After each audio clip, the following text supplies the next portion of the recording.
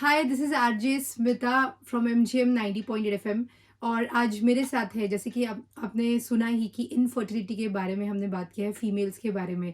अक्सर हमें ना मेल्स के बारे में ज़्यादा जानकारी नहीं होती, तो आज डॉक्टर हर्षलता लड्डा जी हमें बताने वाली है मेल इनफर्टिलिटी के बारे में। Welcome ma'am. Thank you. Ma'am, पहले तो मैं आपका इंट्रोडक्शन देना चाहूँगी कि हर्षलता, मैं doctor Harshlata Ladda IVF consultant है समर्थ आईवीएफ सेंटर से। मैम, हम ये चीज़ बहुत कम हमारे सामने आती है कि मेल इनफर्टिलिटी राइट। होता होगा, लेकिन डेफिनेटली आप डॉक्टर्स के लिए, एक आम पब्लिक के लिए बहुत मुश्किल होता है, क्योंकि यूजुअली फीमेल के लिए बारे में ही हम लोग बात करते हैं। तो मैम, मैं सबसे पहले यही बात करूँगी कि मेल इनफर्टिलिटी के कारण क्या होते हैं? बेसिकली कारण जानने से पहले हम लोग ये जानना चाहेंगे कि लाइक इनफर्टिलिटी के लिए कौन कौन रिस्पॉन्सिबल है। ओके। जैसे कि फीमेल जैसे रिस्पॉन्सिबल है वैसे मेल भी रिस्पॉन्सिबल होते हैं। तो परसेंटेज वाइज अगर देखना चाहे तो अराउंड 35% केसेस में मेल मतलब जो पुरुष है हुँ। तो वो रिस्पॉन्सिबल होता है इनफर्टिलिटी के लिए। ओके। और बहुत बार क्या होता है ना, इनफर्टिलिटी में मेल को बहुत अंडर ट्रीट किया जाता है।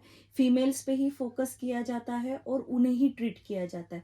बहुत बार मेल पार्टनर साथ में भी नहीं आता है, उसी कारण के वजह से बहुत बार मेल इनफर्टिलिटी जो है वो इग्नोर्ड पोर्शन हो जाता है।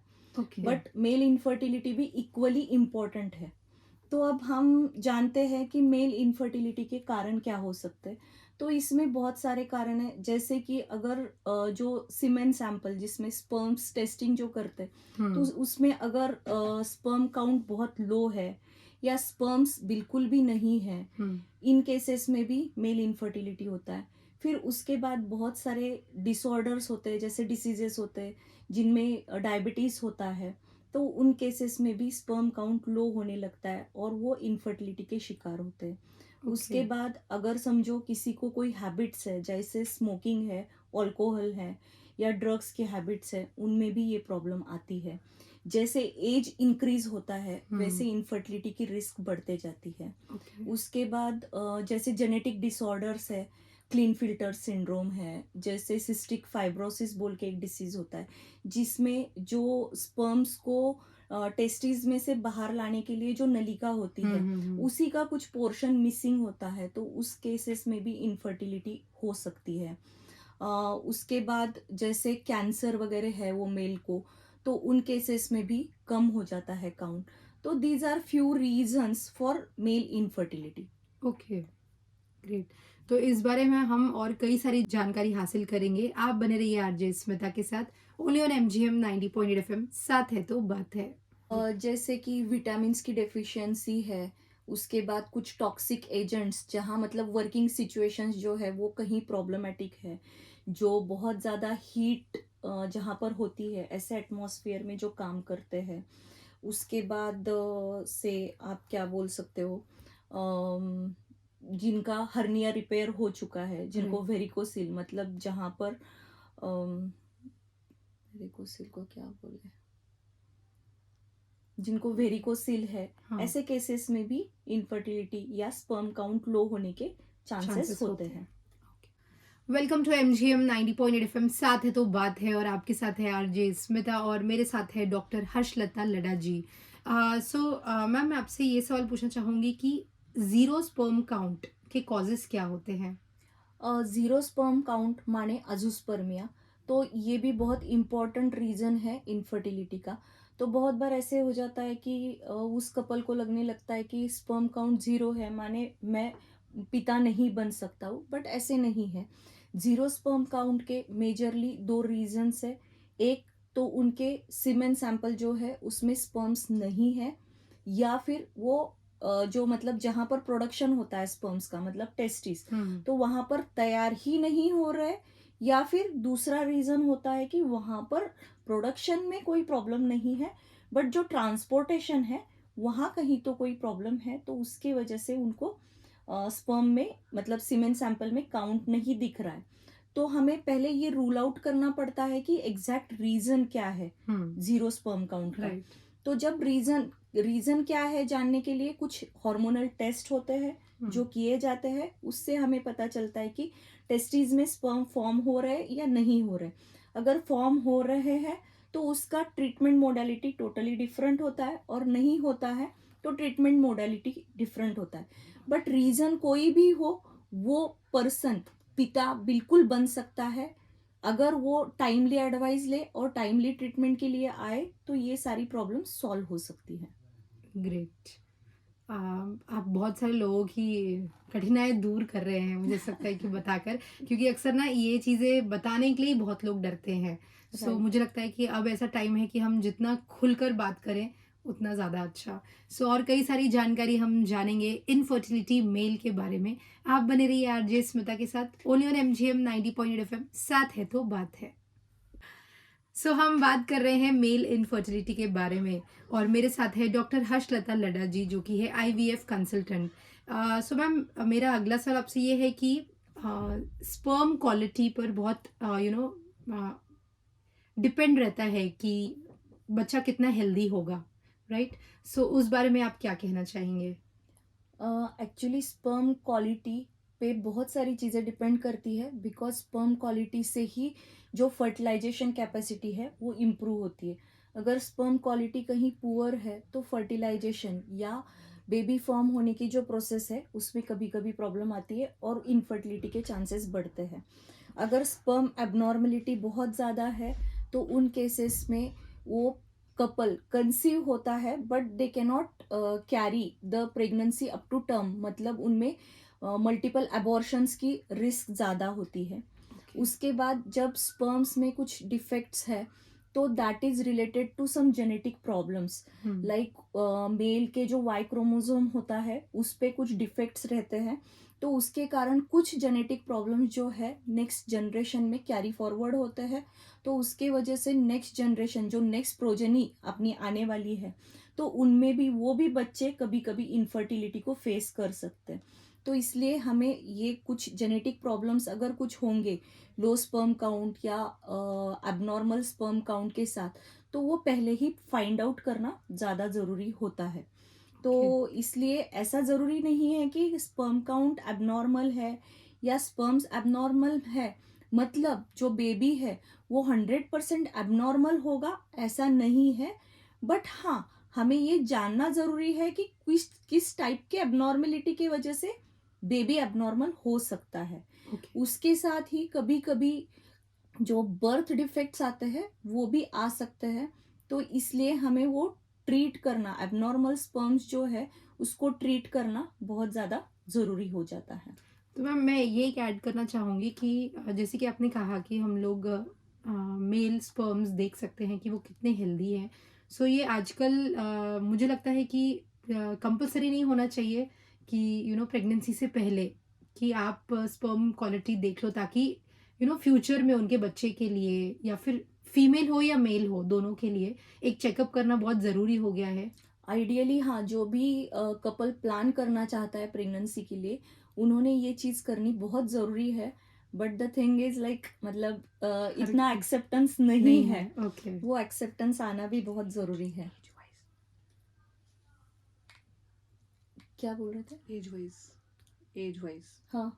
है ना, 30 से कम को इतनी जरूरत नहीं, 30 के बाद तो हाँ। करनी चाहिए, अगर 40 प्लस में पहले करनी चाहिए। अगर सपोज मतलब जो कपल है जो कंसीव होना चाहते हैं उनमें अगर एज थोड़ा कम है, okay. Below if they are below 30, तो okay they can try. But अगर एज जैसे बढ़ती है, जैसे फीमेल्स में एज का इम्पैक्ट होता है, राइट। वैसे डेफिनेटली मेल में भी एज का इम्पैक्ट होता है। तो इसलिए अगर 30 के अबव है तो टेस्टिंग करना ज़रूरी है। अगर 35 से ज़्यादा है तो बाकी डिटेल्ड एग्जामिनेशन भी होना ज़रूरी है। And if that male partner अगर वो 40 से अबव है तो उसके जेनेटिक टेस्ट या फिर क्रोमोसोमल टेस्ट, उसके बाद जो डीएनए फ्रेगमेंटेशन बोलते हैं वो सारी चीज़ें करना ज़रूरी है सीमेन एनालिसिस के साथ। ओके। मुझे लगता है कि ये बहुत ज़रूरी है, जैसे आपने कहा एज वाइज। अगर थोड़ा सा एक्सेप्ट कर लिया और एक्चुअली मुझे लगता है टेस्ट करवा ली, तो it will be good for Good. Them and their family also. Yes. और कई सारी बातें जानेंगे हम आज डॉक्टर हर्षलता लड्डा जी के साथ। Stay tuned to MGM 90.8 FM, साथ है तो बात है। Hi, this is RJ Smita और मैं आज बात कर रही हूँ एक्चुअली डॉक्टर हर्षलता जी बात कर रही है इनफर्टिलिटी इन मेल्स। तो आज मेरा सबसे इम्पोर्टेंट क्वेश्चन डॉक्टर आपसे ये है, क्योंकि आजकल जैसे बहुत ज़्यादा हेल्थ को लेकर कॉन्शियस हो गए हैं मेल्स, अपनी बॉडी बिल्डिंग बनानी है, सिक्स एब्स बनाने हैं, तो कहीं ना कहीं स्टेरॉइड्स का भी यूज़ हो रहा है, राइट? राइट। सो मेरा सवाल यही है कि क्या स्टेरॉइड्स हार्म करता है, हमारी कॉज करता है इनफर्टिलिटी को? जी हाँ, डेफ़िनेटली, क्योंकि स्टेरॉइड्स ओरली लिया जाता है या इंजेक्टेबल्स के वाया लिया जाता है, उसके वजह से जो स्पर्म प्रोडक्शन के लिए हॉर्मोन्स होते हैं, उनका प्रोडक्शन कम होता है और अल्टीमेटली स्पर्म प्रोडक्शन कम होने लगता है। तो आजकल की जो जनरेशन है, जो हेल्थ कॉन्शियस है, उन लोगों को मैं ये सजेस्ट करूँगी कि आप बॉडी बिल्डिंग के लिए वे प्रोटीन का यूज़ ज़्यादा करें रादर देन जो स्टीरॉयड कंटेनिंग प्रोटीन पाउडर्स जो आते हैं, फॉर्मुलेशंस आते हैं, उनका यूज़ कम करें। और आप लोगों ने जो मतलब आपको लगता है ना कि अगर मैं गुड लुकिंग हूँ, मेरे सिक्स एब्स है, तभी मैं थोड़ा हैंडसम लगूंगा, तो just don't focus on that. Just focus on your healthy lifestyles, food habits improve करो rather than just focusing on steroid use and all those things. It very true ma'am, ये actually बहुत important है आपने जो message दिया, क्योंकि आजकल लड़कियों को भी चाहिए कि गुड लुकिंग यानी उनकी सिक्स एब्स रहने चाहिए। तो आई आई थिंक कि ये जनरेशन को थोड़ा सा अंदर की हेल्थ यानी इनर हेल्थ को Right. थोड़ा सा ध्यान देकर ये देखें, ताकि स्टेरॉइड्स लेकर अपनी हेल्थ बनाएं। So stay tuned to MGM 90.8 FM, साथ है तो बात है। वेलकम टू MGM 90.8 FM, साथ है तो बात है, और आपके साथ है आरजे स्मिता और मेरे साथ है doctor Harshlata Ladda, IVF consultant, Samarth IVF centre से। सो मैम, हमने इतनी सारी बातें कर दी इनफर्टिलिटी के बारे में कि क्यों होता है, क्या कॉजेज हैं और किन किन चीज़ों से इनफर्टिलिटी हो सकती है। सो क्या इज देयर एनी ट्रीटमेंट, कोई ट्रीटमेंट है इनफर्टिलिटी के लिए? जी, ट्रीटमेंट बहुत सारे चीज़ों में डिवाइड होती है, जैसे कि रीजंस क्या है उस पर। अगर स्पर्म काउंट नॉर्मल है एंड उसकी जो मोटिलिटी है स्पर्म्स की, वो अगर कम है, तो हम विथ मेडिकेशंस उसको इम्प्रूव कर सकते हैं। ईटिंग हैबिट्स या हेल्दी जो फूड इनटेक होता है, उससे हम लोग इम्प्रूव कर सकते हैं। उसमें विटामिन्स का यूज़ थोड़ा ज़्यादा। ऐड करके, मतलब पेशेंट को विटामिन सप्लीमेंट्स वगैरह दे के उसमें इम्प्रूवमेंट आती है। जब बहुत बार क्या होता है, काउंट के साथ मोटिलिटी भी कम होती है, तो उनमें जो मेडिसिन्स है वो सिर्फ उसको स्टेडी रखने के लिए हेल्प करता है, बट उसके साथ उन्हें आगे ट्रीटमेंट के लिए जाना बहुत ज़रूरी है। जैसे कि IUI होता है, जिनमें लो काउंट है, लो मोटिलिटी है, ऐसे केसेस में हम IUI बोल के एक ट्रीटमेंट होता है जिसमें इंट्रायूट्राइन इंसेमिनेशन बोलते हैं, वो एडवाइस करते हैं। तो they can go for that also, irrespective of उनके शादी को कितने साल हुए हैं, ये अच्छा। उतना मायने नहीं रखता है। ओके। जब सपोज स्पर्म काउंट बहुत ही सीवियरली लो है, ऐसे केसेस में हम लोग उनको DNA फ्रेगमेंटेशन एडवाइस करते हैं, Y chromosome deletion test advice करते हैं, और फिर उनको IVF या टेस्ट ट्यूब बेबी के लिए हम कन्वींस करते हैं, और उनको उस चीज़ से फ़ायदा हो सकता है। अब जैसे कुछ पेशेंट्स रहते हैं जिनमें अजूस्पर्मिया मतलब ज़ीरो स्पर्म काउंट होता है, उन केसेस में जैसे हमने पहले भी डिस्कस किया, उसका कॉज क्या है ये फाइंड आउट करना है, और कॉज के अकॉर्डिंगली एक टेस्टिकुलर बायोप्सी बोल के एक ट्रीटमेंट होता है, जिसमें डायरेक्टली टेस्टिस में से स्पर्म्स निकाले जाते हैं और उसका यूज़ करके जो एम्ब्रियो गर्भ जो है वो फॉर्म किया जाता है, और वो यूज़ करके प्रेगनेंसी के लिए ट्राई कर सकते हैं। इन केसेस ऑफ क्या बोलते हैं, जिनमें टेस्टिकल्स में स्पर्म्स ही फॉर्म नहीं हो रहे, ऐसे केसेस में बहुत बार डोनर IUI का एडवाइस भी हम करते हैं, मतलब स्पर्म्स जो है स्पर्म बैंक में से लेकर ओके। उसके लिए ट्रीटमेंट कर सकते हैं। ग्रेट, थैंक यू मैम, ये जानकारी देने के लिए, ये बहुत ही इम्पोर्टेंट है। और कई सारे सवाल हैं आपके लिए, आप बने रहिए आरजे स्मिता के साथ, ओनली ऑन MGM 90.8 FM, साथ है तो बात है। सो जैसे कि हम बात कर रहे हैं इनफर्टिलिटी के बारे में, और वो भी मेल्स से रिलेटेड। सो मैम, मेरा एक सवाल आपसे ये है कि हमने एग्स का फ्रीजिंग सुना है कि प्रेगनेंसी लेट करनी है तो एग को हम फ्रीज करके रख सकते हैं और हम्म, वो सेफ भी रहते हैं। सो क्या स्पर्म हम फ्रीज कर सकते हैं? बिल्कुल स्पर्म फ्रीजिंग भी आजकल एडवाइजेबल है।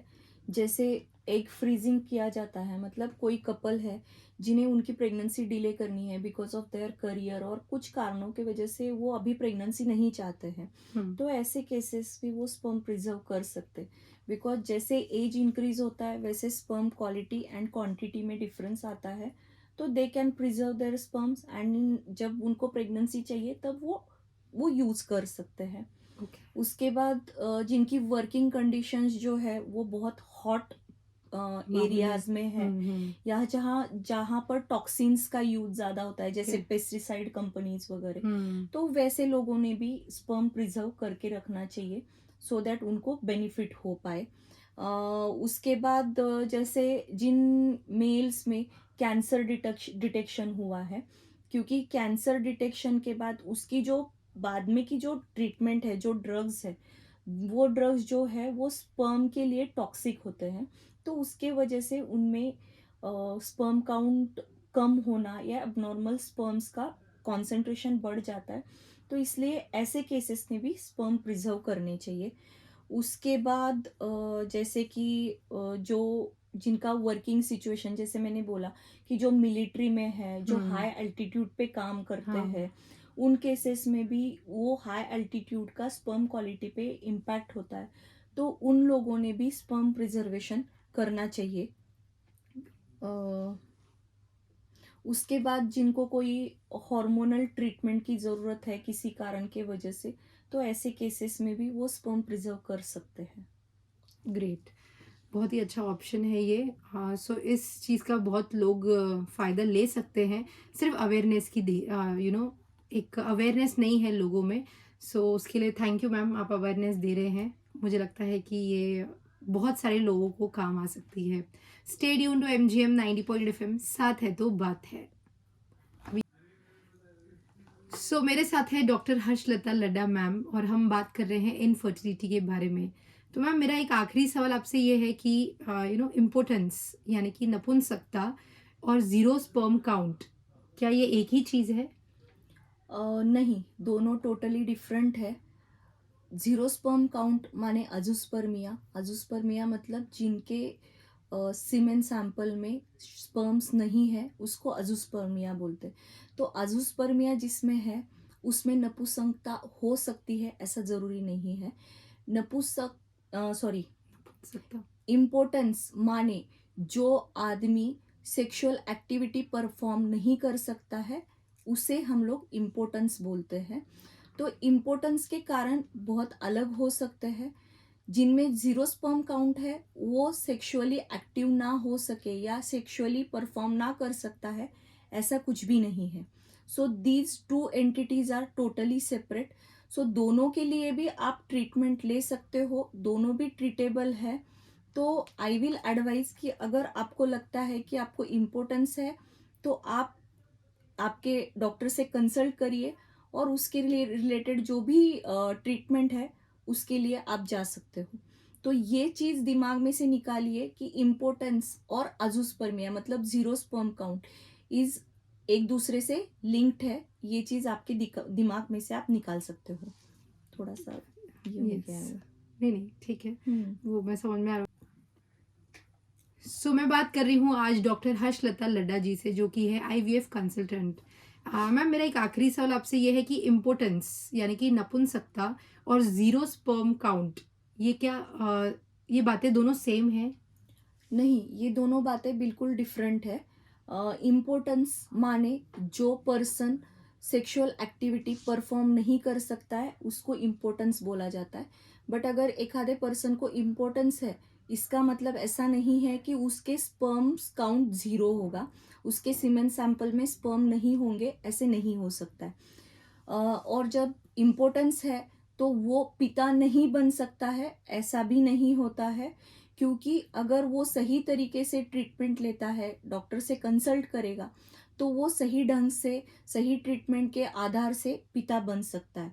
और अजूस्पर्मिया माने ज़ीरो स्पर्म काउंट, ये जो लोग होते हैं इनमें सेक्सुअल एक्टिविटी के लिए भी प्रॉब्लम नहीं होता है, उनका जो सेक्सुअल लाइफ है वो भी नॉर्मल हो सकता है, और उनमें भी पिता बनने की अगर चाहत है तो वो भी पिता बन सकते हैं, बट उसके लिए डिफरेंट ट्रीटमेंट्स होती है, तो वो टाइम पे अगर ट्रीटमेंट करे तो उन केसेस में भी पिता बनने का सुख मिल सकता है। सो मैं ऐसा एडवाइस करना चाहूँगी कि अगर किसी को इम्पोर्टेंस है तो वो रादर देन अपने फ्रेंड्स से या रिलेटिव्स से डिस्कस करने की जगह प्रॉपर डॉक्टर को कंसल्ट करे, सो दैट आपके उसके रिलेटेड जो मिसकंसेप्शंस है वो क्लियर हो और आपको सही पाथ मिले। यस, बिल्कुल सही कहा मैम आपने। रादर देन इधर-उधर बात करने से बेटर है कि प्रॉपर डॉक्टर से कंसल्ट करें, क्योंकि डॉक्टर आपको सही राह बताएगा, सही उस प्रॉब्लम का सॉल्यूशन देगा, ताकि आपकी वो प्रॉब्लम हमेशा के लिए दूर हो जाए। Thank you so much doctor Harshlata madam, आपने आज जो टॉपिक पे बात किया वो बहुत इम्पोर्टेंट था। आई होप हमारे लिसनर्स को बहुत अच्छा लगा होगा कि इस बारे में भी हम खुलकर आगे आके बात किया है हमने। Thank you so much ma'am. Stay tune to MGM 90.8 FM, साथ है तो बात है।